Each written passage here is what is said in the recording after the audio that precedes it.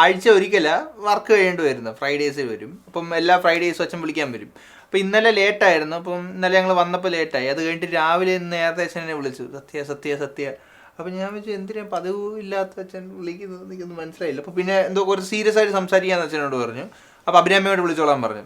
അപ്പോൾ അങ്ങനെ അഭിരാമി ഞാനും ഞങ്ങളെല്ലാം ഇവിടെ ഹോളിൽ വന്നിരുന്നിട്ട് അച്ഛൻ പറഞ്ഞു, അച്ഛൻ ഇങ്ങനെ വന്ന് ഇരുന്നിട്ടൊക്കെ പറഞ്ഞു, ഇപ്പം അതിനൊക്കെ കുറച്ച് ഇതൊക്കെ ആയില്ലേ, ജോലിയൊക്കെ ആയില്ലേ, അപ്പം ഞങ്ങളുടെ വീതം വെക്കുന്നതിനെ പറ്റി സംസാരിക്കാനാ വന്നു വെച്ചു. ഞാൻ വെച്ചു വീതം വെക്കുന്നതിന് എനിക്ക് വീതം വെക്കാൻ സമയമൊന്നും കല്യാണം പോലും കഴിഞ്ഞിട്ടില്ലല്ലോ വെച്ചാൽ. അപ്പോൾ പിന്നെ എങ്ങനെയാണ് നിന്റെ റോളുണ്ട്, അത് ഞാൻ തന്നെ പറയാം. അതായത് ഞാനിത് പറയാനുള്ള കാരണം ഇപ്പോൾ എനിക്കറിയാവുന്ന ഒരു അടുത്തൊരു ഫാമിലിയുണ്ട്. ഇത് അടുത്ത ഫാമിലിയുടെ കാര്യമല്ല, കേരള മിക്ക സ്ഥലത്തും നടക്കുന്ന കാര്യമാണ്. അതായത് മക്കളൊക്കെ ഒന്ന് പ്രായമായി കഴിയുന്ന സമയത്തേക്ക് ഇപ്പം ഈ ഒരു ഇൻസിഡൻറ്റ് തന്നെ പറയാം. അപ്പോൾ എനിക്ക് വളരെ അടുത്തറിയാവുന്ന ഒരു വ്യക്തിയുണ്ട്. അദ്ദേഹം വളരെ കഷ്ടപ്പെട്ട് ബുദ്ധിമുട്ടിയാണ് മക്കളെ വളർത്തിയത്. മക്കളെയൊക്കെ വളർത്തി കല്യാണം കഴിച്ച് മക്കളൊക്കെ ആയ സമയത്തേക്ക് വീട് അപ്പോഴും പഴയ സ്ഥിതി തന്നെ. മക്കൾ വളർന്നു, അച്ഛനമ്മയും പ്രായമായി, സഹോദരങ്ങളൊക്കെ വളർന്നപ്പോഴും സഹോദരങ്ങൾ എന്ന് പറയുമ്പോൾ ഇവർ 2 മക്കളാണുള്ളത്. വീടൊക്കെ അതേ രീതിയിൽ തന്നെ പഴഞ്ചനായിട്ട് കിടക്കുക. അപ്പോൾ നാട്ടുകാരൊക്കെ ചോദിക്കുന്നു, ഈ മക്കളൊക്കെ ജോലിയായില്ലേ, പിന്നെ വീടൊക്കെ പുതുക്കി പണിയണ്ടേ എന്നൊക്കെ ചോദിച്ച സമയത്ത് ഈ മകൻ പറഞ്ഞു, അച്ഛാ വീടൊക്കെ പുതുക്കി പണിയാൻ എനിക്ക് പ്രശ്നമൊന്നുമില്ല, പക്ഷെ അച്ഛനൊരു കാര്യം ചെയ്യണം.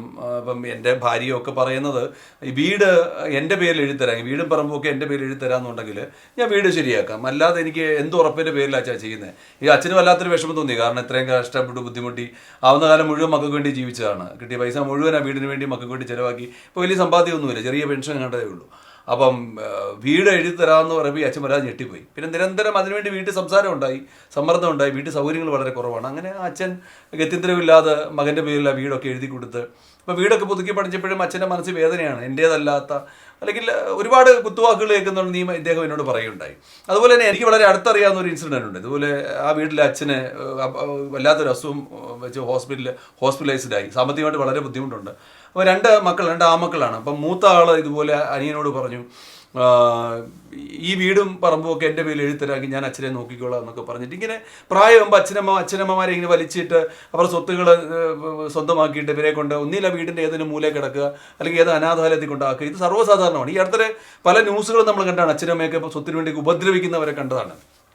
അപ്പോൾ ഇതെൻ്റെ ജീവിതത്തിൽ വരരുതെന്ന് എനിക്ക് വലിയൊരു ഇതുണ്ട്. കാരണം ഞാൻ ഇവർക്ക് വേണ്ടി ജീവിച്ചതാണ്. എനിക്കിപ്പോഴും സ്വപ്നങ്ങളുണ്ട്. ഞാൻ അത്ര പ്രായമൊന്നും ആയിട്ടില്ല, ഇപ്പോഴും സ്വപ്നങ്ങളുണ്ട്. പെട്ടെന്ന് ഇപ്പോൾ ഇവനെ ജോലിയായി ഇവിടെ കാര്യമൊക്കെ ആകുന്ന സമയത്ത് പെട്ടെന്നൊരു ദിവസം വന്ന് ഇത് ചോദിച്ചാൽ എനിക്ക് വലിയ ബുദ്ധിമുട്ടാവുമല്ലോ. അവിടെ നിന്ന് രാവിലെ സത്യം വിളിച്ചു പറഞ്ഞു, മോനെ ഇതുപോലെ ഈ സംഭവം നമ്മൾ ഇത്രയും കാലം നിന്നെ പഠിപ്പിന് വേണ്ടി ഒരുപാട് കാര്യങ്ങൾ ചിലവായി, ഇവക്കൊന്നും ആയിട്ടില്ല, ചിലവാക്കി. ഒന്നാമതേ കറണ്ട് ബില്ലൊക്കെ ഭയങ്കരമാണ്. എല്ലാ സൗകര്യങ്ങളും ഇവിടെ ഉണ്ട്. ഈ വീട്ടിൽ ചെറിയൊരു വീടാണെങ്കിൽ എല്ലാ സൗകര്യങ്ങളും ഉണ്ട്. ഇന്റർനെറ്റ് ഇവിടെ 2 ഇന്റർനെറ്റ് നമ്മൾ ഉപയോഗിക്കുന്നുണ്ട്. കാരണം ഒന്നുപോലും നമ്മൾ കുറയാൻ പാടില്ല. കറണ്ട് പോകുമ്പോൾ ഇൻവെർട്ടർ ഉണ്ട്, അതിന് കറണ്ട് ചാർജ് എല്ലാം കൂടി നല്ലൊരു കറണ്ട് ചാർജ് വരുന്നുണ്ട്. ചിലവ് നല്ല ചിലവാണ്, ഇപ്പം നല്ല ചിലവാണ്. കുറച്ച് സാമ്പത്തിക ബുദ്ധിമുട്ടൊക്കെ മാറി വന്ന സമയത്തൊക്കെ ഒന്നിനും ബുദ്ധിമുട്ട് നമുക്ക് വരുത്താറില്ല. സബ്സ്ക്രിപ്ഷൻ തന്നെ പലതുണ്ട്, പത്രങ്ങളുണ്ട്, ഈ നെറ്റ്ഫ്ലിക്സ് ഉണ്ട്, അങ്ങനെ ഒരുപാട് സബ്സ്ക്രിപ്ഷൻ ഉണ്ട്. ഇതെല്ലാം എൻ്റെ തലയിലാണ്. ഇതൊക്കെ വീതം വെച്ച് കൊടുത്തില്ലെങ്കിൽ എൻ്റെ കാര്യത്തിൽ തീരുമാനമുണ്ട്. മോനോട് ഞാൻ പറഞ്ഞു, മോന് ജോലിയെ കിട്ടിയില്ലേ, നമുക്ക് ഇതങ്ങ് വീതം വെക്കാം. നെറ്റ്ഫ്ലിക്സ് ഒക്കെ കുഞ്ഞും കാണുന്നില്ലേ, അപ്പോൾ കുറച്ച് പത്രത്തിൻ്റെ നെറ്റ്ഫ്ലിക്സ് കഴിക്കുന്നൊക്കെ ഉണ്ടല്ലോ, അപ്പോൾ ഇതങ്ങ് നമുക്ക് വീതം വയ്ക്കാം. എത്രയും കാലം ഞാൻ കൊണ്ട് നടന്ന ഭാരങ്ങളൊക്കെ കുഞ്ഞങ്ങ് വീതം വയ്ക്കുക. പിന്നെ അനിയത്തി എൻ്റെ മാത്രം മകളല്ല, നിന്റെ കൂടെ രക്തബന്ധം, അതുകൊണ്ട് നിന്റെ ഡ്യൂട്ടിയാണ് ഇവിടെ കാര്യങ്ങൾ കുറച്ച് നോക്കുക എന്നുള്ളത്, മനസ്സിലായില്ലേ? അതുകൊണ്ട് പൊന്നുമോൻ്റെ മനസ്സിൽ ഈ വീടും വസ്തുവും പറമ്പും വീതം വെച്ച് കുഞ്ഞിനെ തരാനുള്ള ഉദ്ദേശമാണെങ്കിൽ അതൊന്നും നടക്കത്തില്ല. കാരണം മിക്ക മാതാപിതാക്കളും മനസ്സിലാക്കേണ്ട കാര്യം, ഒരു പ്രായമായി കഴിഞ്ഞാൽ അവർ വീടിൻ്റെ മൂലയ്ക്കൊന്നും ഒതുങ്ങിക്കൊണ്ടില്ല, അവർക്ക് ജീവിതം മുമ്പോട്ട് കിടക്കുകയാണ്. ആരെപ്പം പോകുന്നു നമുക്ക് പറയാൻ പറ്റത്തില്ല. മക്കൾക്കൊക്കെ എല്ലാം എഴുതി കൊടുത്തു കഴിഞ്ഞാൽ മക്കളോട്ട് കരിയേപ്പല പോലെ കളയുന്നതിന് മുമ്പ് നമ്മൾ ഒരു കാര്യം ചിന്തിക്കണം. ഇത് ഇത്രയും കാലം നമ്മളെ മക്കൾക്ക് വേണ്ടി ജീവിച്ച് മക്കൾക്കെല്ലാം ഉണ്ടാക്കി കൊടുത്തു, ഇനിയും ചെയ്യേണ്ട മക്കളുടെ ഉത്തരവാദിത്തമാണ് അവരുടെ ജീവിതത്തിൽ നിന്ന് കുറേ ഭാഗം അച്ഛനും അമ്മയ്ക്ക് കൊടുക്കുക എന്നുള്ളത്, മനസ്സിലായോ? അത് പൈസ മാത്രമല്ല. ഇപ്പം ഞാൻ നമുക്കറിയാം, ഒരുപാട് കഷ്ടപ്പെട്ട് നമ്മൾ വളർന്നു വന്നതാണ്. അതിനകത്ത് എല്ലാം ഇവിടത്തെ ഒന്നും എല്ലാം ഓപ്പണായിരുന്നല്ലേ. ഞാനൊന്നും രഹസ്യമായിട്ട് എനിക്ക് വേണ്ടി ചെയ്തിട്ടില്ല, അമ്മ ചെയ്തിട്ടില്ല, ഇവള് ചെയ്തിട്ടില്ല, മോൻ ചെയ്തിട്ടില്ല. അപ്പോൾ എന്ത് ചെയ്യണം? നിങ്ങൾ ഇത്രയും കാലം അച്ഛനും അമ്മയും നിങ്ങൾക്ക് വേണ്ടി ജീവിച്ചെങ്കിൽ നിങ്ങളുടെ ഉത്തരവാദിത്തമാണ് അച്ഛനും അമ്മയും ജീവിതത്തിൽ ഉൾപ്പെടുത്തുക എന്നുള്ളത്. അത് കല്യാണം കഴിച്ചാലും പല മരുമക്കളും പറയുന്നത് കേട്ടിട്ടുണ്ട്, ഇവരെ ഈ കിളവനും എന്തിനും ഇവിടെ കിടക്കും, എന്തൊരു ബുദ്ധിമുട്ടാണ്, അവർ ചുമക്കുന്നത് കണ്ടില്ലേ, ഇവരെ ഒന്ന് ഒഴിവാക്കും എന്നൊക്കെ പറയേണ്ട കാര്യമൊന്നുമില്ല.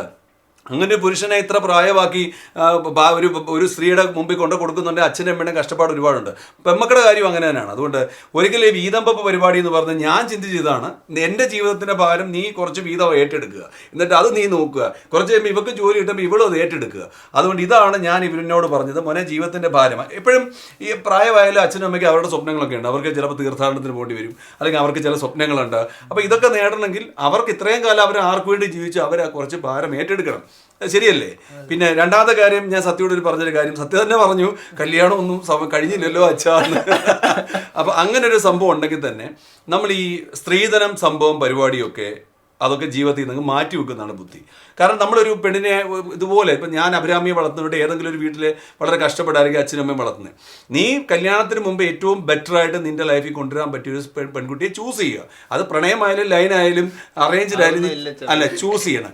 എൻ്റെ ഇഷ്ടപ്പെടാൻ, എന്നെ അക്സെപ്റ്റ് ചെയ്യുന്ന, ഞാൻ അവരെ അക്സെപ്റ്റ് ചെയ്യുന്ന ഒരു മ്യൂച്വൽ അണ്ടർസ്റ്റാൻഡിങ് പോകുന്ന ഒരാളെ കൊണ്ടുവരുമ്പോൾ അത് സ്ത്രീധനത്തിൻ്റെ കാര്യമില്ല. സ്ത്രീധനം ഏറ്റവും വലിയ ധനമല്ലേ? അതൊരു മോഡ കാര്യം പറയുകയാണെങ്കിൽ സ്ത്രീധന പരിപാടിയില്ല.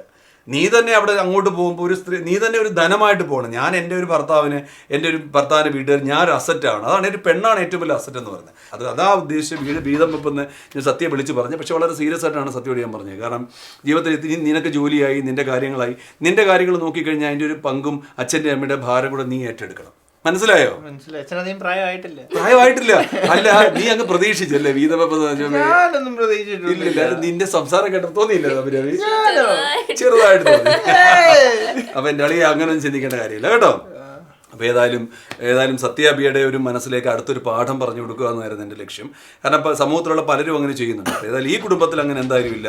ഇത് ഒരുമിച്ച് മുമ്പോട്ട് പോവാണ്. പ്രശ്നങ്ങളും ബുദ്ധിമുട്ടും ഭാരങ്ങളും സന്തോഷങ്ങളും സ്നേഹങ്ങളും ഷെയർ ചെയ്യുക, വീതം വയ്ക്കുകയാണ് മാത്രമാണ് ഞാൻ എന്നിവരെ വിളിച്ചു പറഞ്ഞത്. അപ്പോൾ എല്ലാവർക്കും നല്ലത് വരട്ടെ.